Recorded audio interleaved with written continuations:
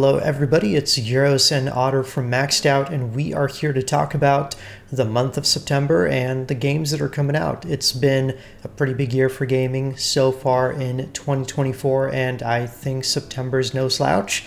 And there's basically something for everybody. There's adventure games, sports games, RPGs, strategy games, even an MMO on our list. So let's get right down to it. Yeah, so to start off, we're going to go through the games by release date. So starting off beginning of the month, September 3rd, Casting of Frank Stone is the first on our list here, and it's being produced by Behavior, and it's actually part of the world of Dead by Daylight, which I think is cool, and it's nice to see that there's going to be a Dead by Daylight related game that's not exactly Dead by Daylight, so I think that's pretty cool. There's been a lot of talk about this one. Supermassive has taken up the mantle of developing it, and so it's going to be a good, story-based game mostly, which I think is definitely up both of our alleys, but yours especially, as you've streamed several of these interactive story-type games. So yes, for anyone not familiar, Supermassive is the studio that made Until Dawn, Man of Medan, Little Hope. All those very choice-driven story games. They're very fun to play through once or twice. I do enjoy them. Yep, and so I think they were a great studio to take this on, and they developed the game with streaming in mind, so it's actually going to have Twitch integration directly built into it. So definitely something that we're going to see you playing, I'm sure. In the future, yeah, potentially. Yeah. So so that was kind of the first on our list. Yeah, like I said, it looks cool. Interactive stories are always a fun watch, especially if they've got a spooky twist to them. So, yeah. The next one we've got is also on September 3rd is Quidditch Champions. And it's been 20 years since we've had a Quidditch game come out. I remember playing the original on PS2 back in the day. So I know that we've had a friend of ours that is particularly excited Obsessed. for it. I was being nice, but yeah, obsessed with it. So we've heard quite a bit about it, and yeah, so that's gonna be also coming out on the 3rd. This one actually came out recently with a little bit of a controversial news because they were having the 3v3 matches where they'd supplement bots instead, so you wouldn't actually have a full player-based team, and apparently they got a lot of flack for that, so they decided to change that up and say, oh yeah, full 6v6 teams are coming soon after that. So Well, at least they're receptive to feedback. Yeah, especially negative feedback. We'll see how it goes. I know there's also some concerns about their monetization of it, which is a whole another bag of things that we're not going to get into, but I'm tentatively, looking forward to it. Obviously, I keep an eye on it. I love the first Quidditch game, but, times have changed. Perceptions of things have changed. So, we'll kind of see what goes on there. So, yeah. So, September 3rd, 2 games that are pretty popular coming out at that time, And it looks like everything else is on the second half of the month. Looking at the list, the next one I have is Final Fantasy XVI. Now, this isn't a new release necessarily, but it is the PC port of Final Fantasy XVI, and it's my first time that I will be playing it, and you as well. Yeah. Yep. And that's one that I'm definitely looking forward to. Mainline Final Fantasy title, big political story. It looks really good. Combat is action combat. Yeah, graphically it looks really cool. I mean, to be expected from a Final Fantasy game, a mainline Final Fantasy game anyway. It got great critic reviews when it first released, some kind of mixed player reviews, but generally it's got great combat, got good story. It's just some things might not be as good as people would like it to be, and you know what, that's kind of to be expected. But yeah, definitely looking forward to this one, and it's definitely sooner than they usually release their games to the PC port too, which is nice, and we hope to see more of that in the future as well. Yeah, one of the nice things about these like late PC ports I've noticed is that the game's already been out, and you know if it's going to be good or bad based on the initial critical reception, so you can just look forward to a good release on PC, and you don't have to worry, oh, is this game I'm buying good? Is it going to be okay, bad? You can safely invest your money. So yeah, looking forward to it. Yep. The next one, also coming out on the 17th, is the Plucky Squire, which this one looks really cute. It's being published by Devolver Digital, which, has published lots of games, Cult of the Lamb, Death's Door, Talos Principle, to name a few of them. Obviously, a ton more as well, but I've played those 3 at least, and more of them, but really cute. Being developed by this company I've never heard of called All Possible Futures. It's got like storybook characters like discover a 3D world outside of their book, and so it kind of has switching between the 2D and 3D stuff, which is kind of cool.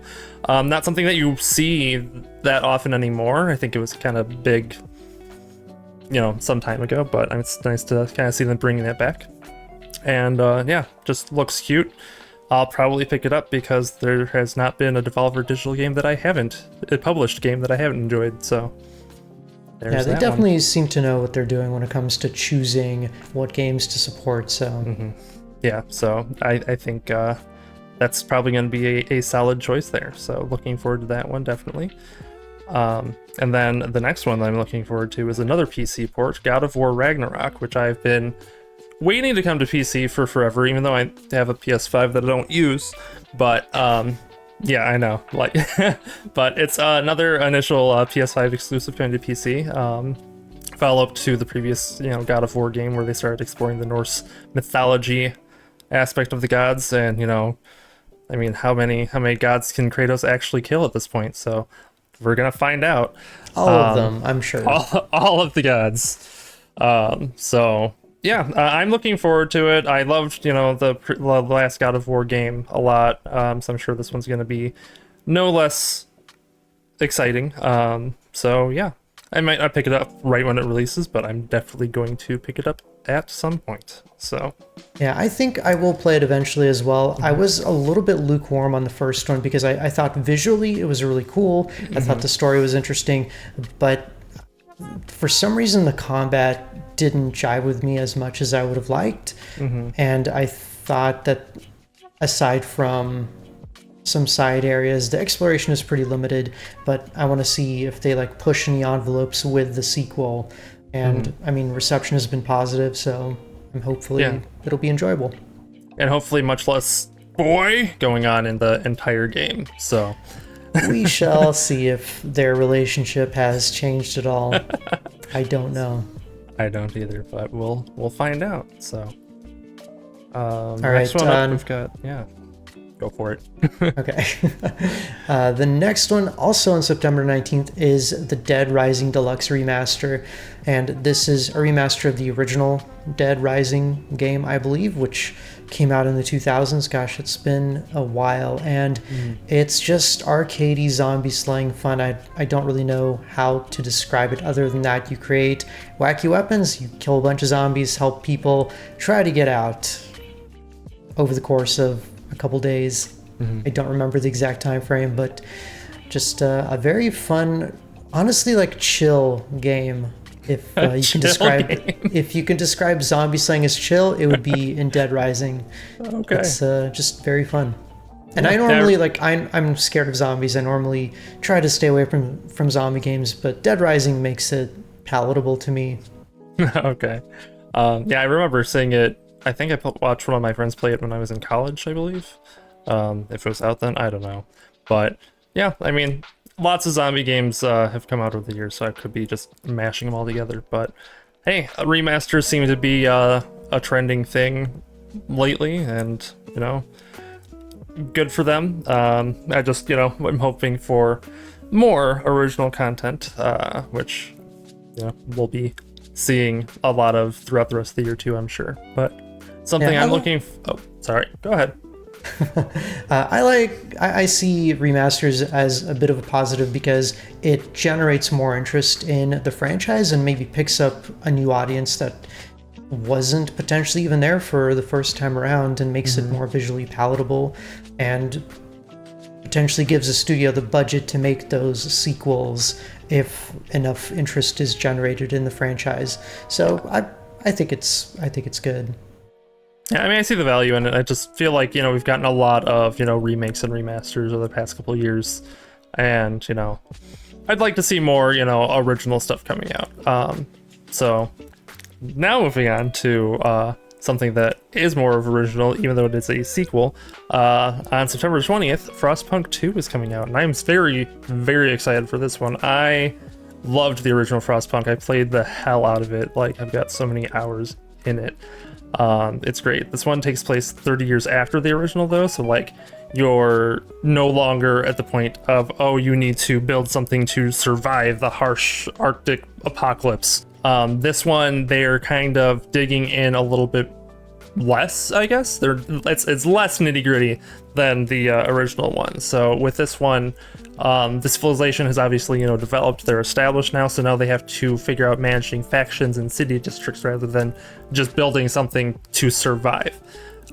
So it seems to be picking up more of a, SimCity style vibe rather than your typical, core city builder game as we have them now. So it's more of a, okay, you set up districts, the districts will build themselves up, you just have to manage them, make sure resources are appropriately being developed and factions don't destroy everything and send people away.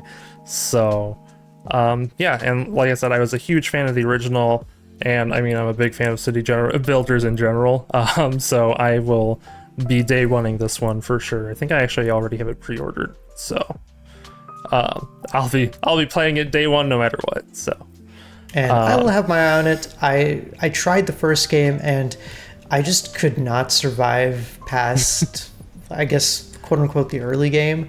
So we shall see if this one is more generous with its difficulty.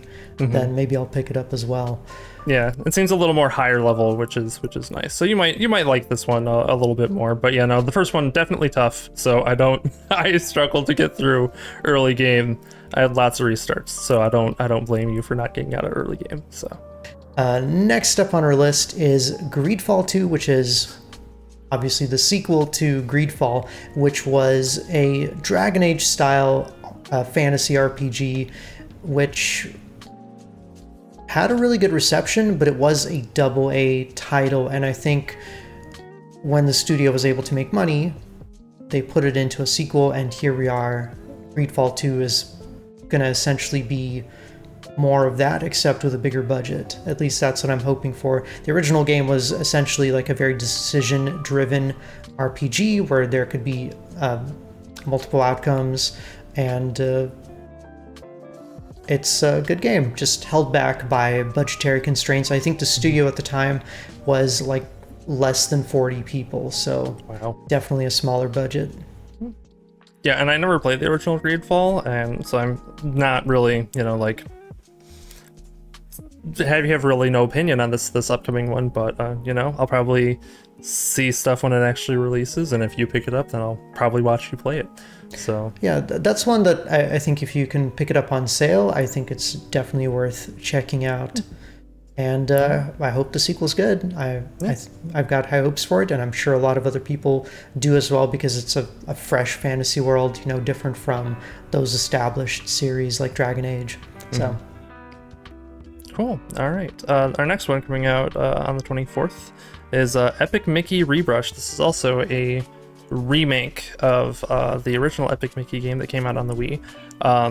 I always loved the idea of the game. I wanted to play it so badly when I was younger and when it first came out, but my sister didn't want to share her Wii, so I never got to. But basically, Mickey explores a land of forgotten Disney characters and with paintbrush in hand, and explores and solves puzzles and stuff. And I think it's a platformer too. I've been it's been a while since I've seen anything about the original game, but I'm probably going to be looking at this one and probably picking it up. It's going to be coming out on everything, surprisingly. I thought this would be another one that's just coming out on Switch, but they're actually releasing across the board, so yeah, that'll be nice. Yeah, this is one of those cases where a remake is good, because hardly anyone had a Wii. Mm-hmm. Or was it a Wii U? No, that's the Did it Wii U. The Wii was- U that people barely had. The Wii was popular. Okay. The Wii, everybody I thought wanted it came out one. on the Wii U. Okay, just scratch that. But anyways, with it releasing on every console and PC, it's just going to be open to a much bigger audience that maybe didn't grow up with a Wii. So I see that as a win for Disney fans and platforming fans. Yeah, so I'm looking forward to that one, and yeah, hopefully it is good.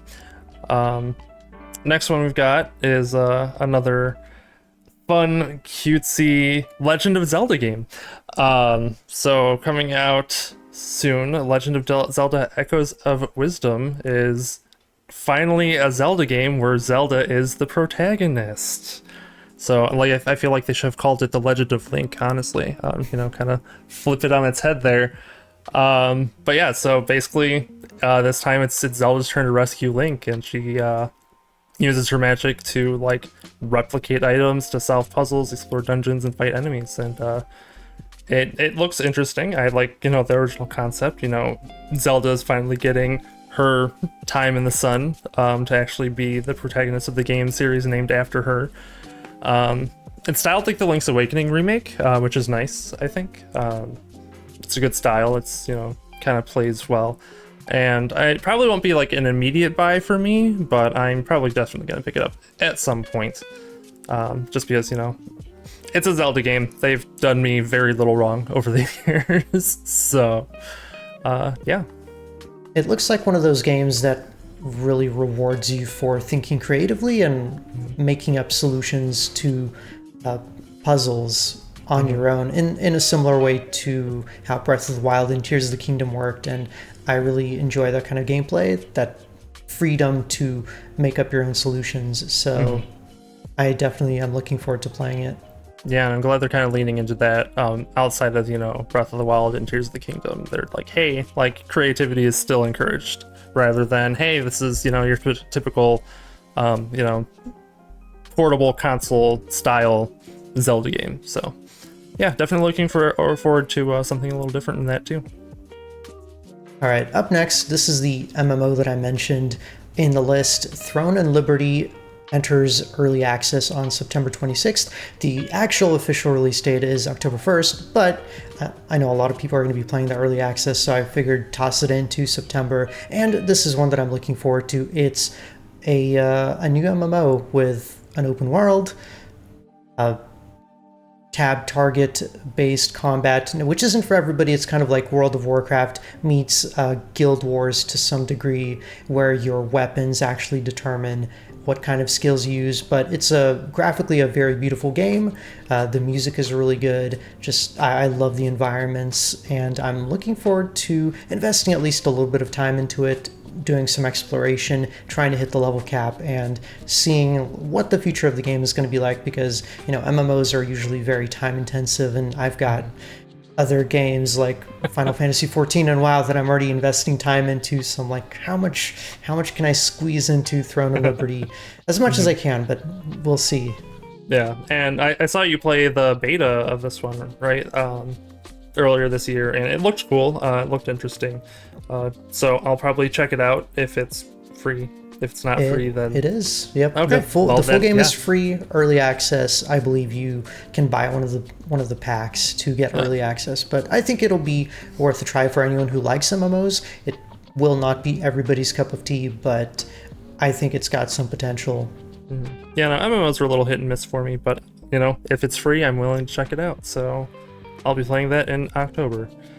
And then the last one on our list is the Starfield Shattered Space DLC. Starfield. Oh, Starfield. I didn't play Starfield. I watched you play Starfield for the little bit that you play Starfield, and there's just not a lot going on there. So there's a lot going on. A lot of it is just filler. And you know what? I don't want to make this whole thing about Starfield itself. I do know that the DLC is going to add some quality of life and expand on the story of one of the factions, which is House of Varun, which, from what I've played of the base game, they're kind of introduced in the lore, but you don't really get a very in-depth look at them. So this will be something for the lore fans for sure. And I know you also get a vehicle, which people were begging for in the base game because, you know, walking across planets that are massive just was very time consuming.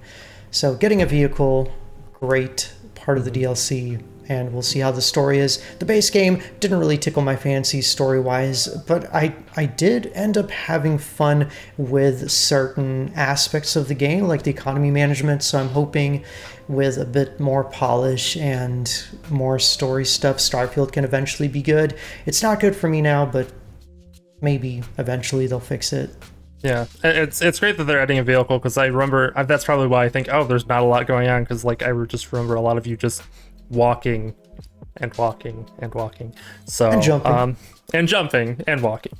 So yeah, vehicle definitely will be good. But yeah, I mean, if you end up picking it up and playing it, I'll watch you play it. But probably not for me. But yeah, hopefully they kind of flesh things out a little bit more, and quality of life is always a good thing to add to a game. So. And I'm sure by this point there's more mods available, so if I do end up playing, time to find some mods. Yeah, so I think that kind of reaches our end of our list of things that we're, you know, kind of looking to see in September. Yeah, not a massive list. September, I think, is one of the smaller months when it comes to the games this year, but I do like that there's a little bit of everything in every genre, and especially some big either re-releases or remasters that anyone can look forward to, whatever genre you're into. Yeah, and you know, it's a nice little lead up to the holiday season, where I'm sure we're going to be seeing a lot of releases and a lot of sales too. Yeah, thank you guys for watching. I hope something on this list will tickle your fancy and you've got something to look forward to in the month of September. But that's it for us. Until next time, thank y'all for watching, and we'll catch you in the next one.